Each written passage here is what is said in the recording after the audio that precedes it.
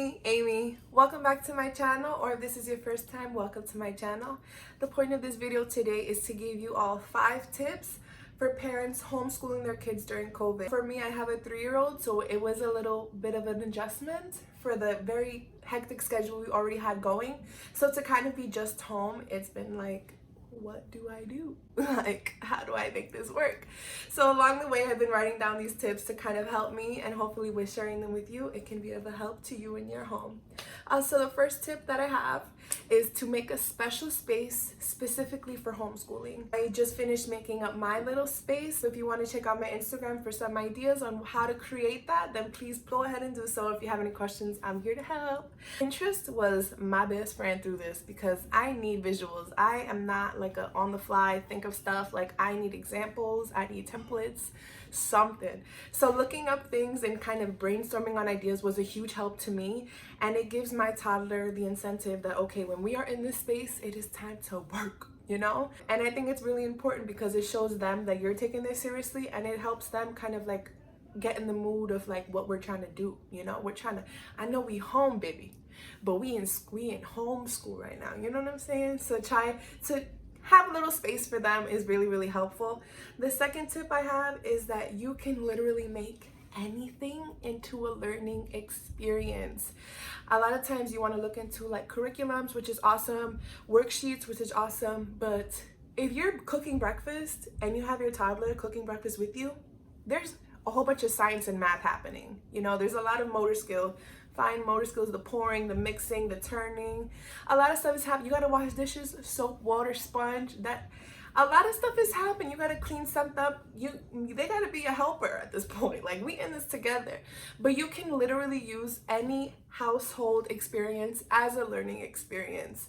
Whether you're in your homeschooling center doing activities, if you're teaching them how to trace, if you're using scissors for fine motor, if we're matching, we're doing color coordinating, learning letter sounds, all of that can happen seated. But when you're up and you're doing things, you can include them in everyday activities, and that can become the lesson of that day. It's been really tough to kind of get creative with it, but you just use what you got. I feel like another thing that has been really helpful for me is really using the materials that are all around me. I mean, my child does have a lot of toys, thank God, but it's just a lot to clean at times, if you know what I'm saying. But I try my best to use things that aren't her toys, like toilet paper rolls, paper towel rolls, rice and beans, and those little Easter eggs. We gotta recycle those. You can make music out of that. You know, soap, sponge, water, bubbles, some sensory, some whipped cream, some watercolors. You know, like, there's a lot of different ways that you can manipulate everyday things and use them for learning experiences. So that was tip 2 and 3 kind of mixed together. 4th tip is less TV as possible, please. The electronics do come in handy. The tablet, my daughter has a tablet, and I just be like, baby girl, you gonna get that hour, and when the hour's done, it's done. Because the screen time makes me so nervous, to be honest. The screen being this close to her face, like, it's inevitable. You can't really control it. That technology is literally everything, you know? But if you can turn the TV off and just do stuff with your kids, just make the time. I mean, it doesn't have to be all day. I mean, I'm not a perfect, you don't gotta listen to me. I'm just saying, you know, sharing what has worked for me, because honestly, the technology does help when I need a breather. When I need a break, I'm like, here you go, bye, please, bye. Like, when I need that second. But just to know that, you know, if the TV's on, maybe play some music, you know, have a little movement time. That's another thing that's huge. Try to make time for movement. I feel like I'm losing count on the tips because as I'm speaking, it's just coming to me, you know? But making time for movement is so important because they need to burn that energy. You know, we're inside all day. And then by the time nap time rolls around, they don't want to sleep. So, you know what? We got to do the yoga. We got to do kids pop. You know, there's a lot of different ways that you can use the internet for the better of keeping some sort of order within your everyday schedule. And lastly, for the parents in through all this, just breathe.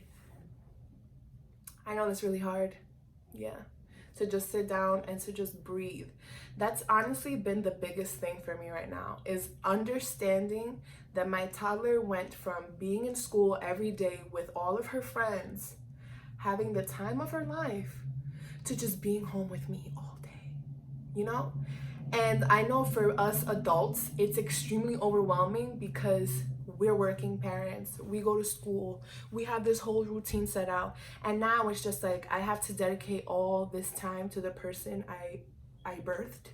You know, like, it sounds a little crazy because, and it makes you feel like you don't have a right to complain, but I'm here to tell you, you can't complain. This is a lot. This is a lot on all of us, but also consider how much of this is taking a toll on our kids. Just consider that, because these kids have been around friends all year round and now they haven't seen them. Unless you guys video chat and stuff, which is awesome if you're keeping those connections.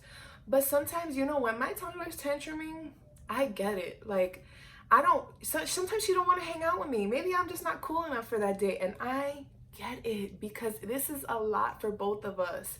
So this has helped me, like, not yell as much, not lose my patience as much, because I need to understand that, yeah, it's taking a toll on me, but it's taking a toll on her too.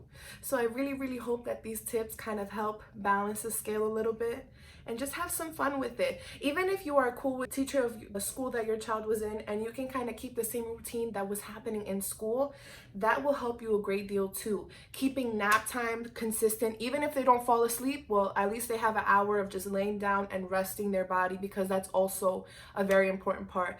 And sleep is so essential, and waking them up early as if it was the same routine, because the first week of COVID, honestly, her sleeping schedule was so crazy because I just did not know what to do. I was like, girl, this is bad, you know? In order to make light of the situation, I really do hope that me as a parent, I'm here to let you know that yes, this has been really hard, and yes, we don't know when it's gonna end.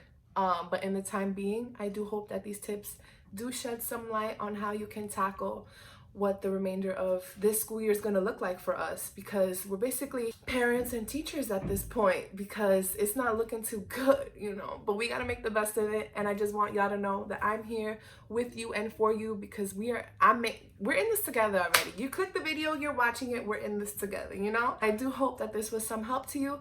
Please make sure to like, comment, and subscribe. And when commenting, just share your tips on what's working for you, or what you feel like you're stuck on, or what's not working for you.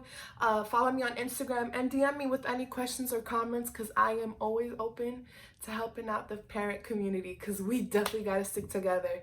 All right, guys. Well, make sure you're home, you're safe, you're washing your hands, and you have some fun with your toddler today. Bye.